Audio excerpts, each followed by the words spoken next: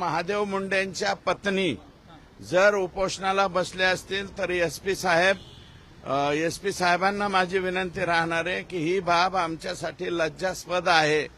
त्या माऊलीला उपोषणाला बसायची पाळी यायला नाही पाहिजे। 16वा महिना लागला आता तिचा त्या माऊलीचा पती जाऊन। महादेव मुंडेचे मारेकरी सापडलेच पाहिजेत आणि ज्या दिवशी तपास डीवायएसपी कडे दिलाय त्या दिवसापासून 12 ते 15 लोक परळीमधले गायब आहेत। जे गायब आहेत ते एसपींनी आणि एलसीबी आणि तिथले डीवायएसपी यांनी उचलून आणावेत आणि जेलमध्ये घालावे। 12-13 लोक कोण आहेत अण्णा?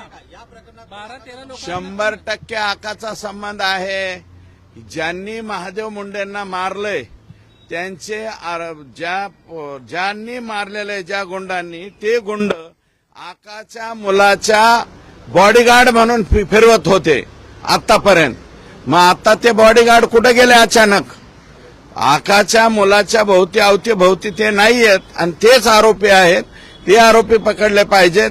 मी 100% महादेव मुंडेंच्या सौभाग्यवती ज्या त्या ठिकाणी बिचारी माय माऊली उपोषणाला बसले, मी 100% त्या माऊली बरोबर आहे।